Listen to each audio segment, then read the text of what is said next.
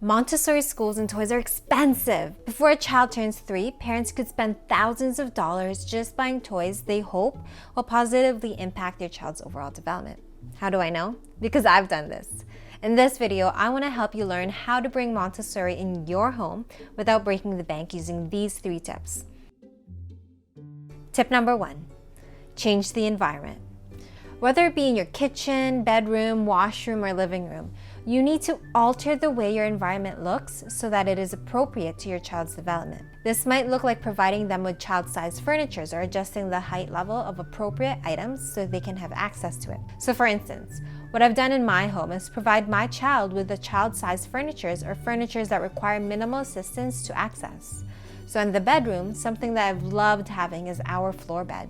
After 6 months of my child being born, we decided to place a twin bed on the floor in his room. This gives him free reign over when he wants to rest and when he wants to play. It's been such a stress reliever because we don't have to struggle when putting him to sleep. We just lay here and let him do his thing until he gets tired. What's a plus is that this bed will grow up with him and we don't have to worry about getting him a new bed for another few years.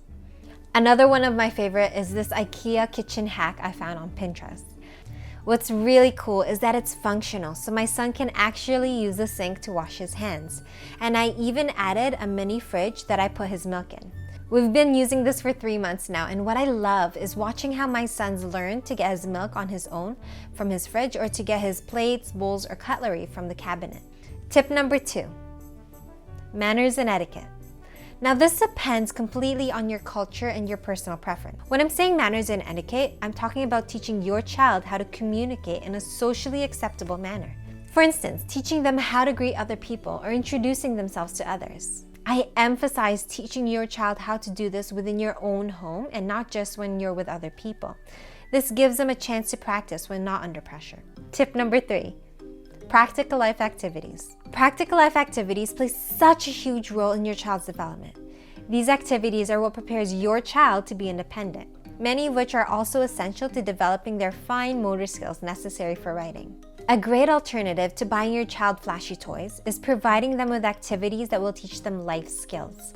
Many of these activities can be created with things you already have in your home. For instance, teaching them to pour water from one jug to another, or scooping rice from one bowl to another. What I do with my child is I would lay these activities out on a shelf like this and show him to bring these activities to his table or mat so he can work on it in his designated space. If you are interested in sending your child to a Montessori school, I created a whole video about it here. I share 5 things you should be looking for when picking a Montessori school. I'll see you in that video. Stay fresh!